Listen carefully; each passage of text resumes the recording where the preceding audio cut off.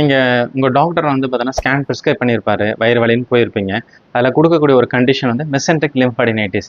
இந்த மெசென்ட்ரிக் லிம்ஃபாடினைட்டிஸ்னால் என்னன்னே தெரியாமல் என்னன்னா நிறைய பெற்றோர்கள் வந்து மருந்து கொடுத்தாலும் வாங்கி போட்டுட்ருக்கீங்க. இந்த மெசென்ட்ரிக் லிம்ஃபாடினைட்டிஸ்ன்றது கழுத்தில் குழந்தைங்களுக்கு இந்த கால் இடுக்குகளில் வரக்கூடிய நெறிக்கட்டி மாதிரி வயிற்றில் வரக்கூடிய ஒரு நெறிக்கட்டி தான் இந்த மெசென்ட்ரிக் லிம்ஃபாடினைட்டிஸ்.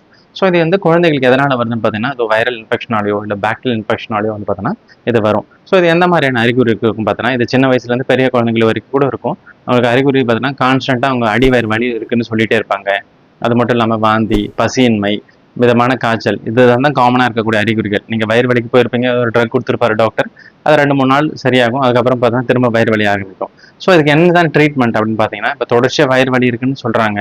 அண்டு அந்த ஸ்கேனில் பார்த்தா மெசென்ட்ரிக் லிம்ஃப் நோடோட சைஸ் வந்து சிக்னிஃபிகண்ட்டாக இருக்குது. 6 மில்லிமீட்டர்லேருந்து 8 மில்லிமீட்டர் மேலே இருக்குது அப்படின்னா அவங்களுக்கு ஆன்டிபயோட்டிக் மருந்துகள் வந்து பார்த்தீங்கன்னா 7லேருந்து 10 நாட்கள் வந்து கொடுக்கணும்.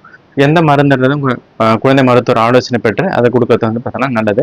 ரெண்டாவதாக வலிக்கு வந்து பார்த்தீங்கன்னா நம்ம பேராஸ்டமாலோ இல்லை வயிறு எரிச்சல் இருக்குன்னா அதுக்கு ஏற்ற அசிடிட்டி குறைக்கிற மருந்துகளும் வந்து பார்த்தீங்கன்னா யூஸ் பண்ணிக்கலாம்.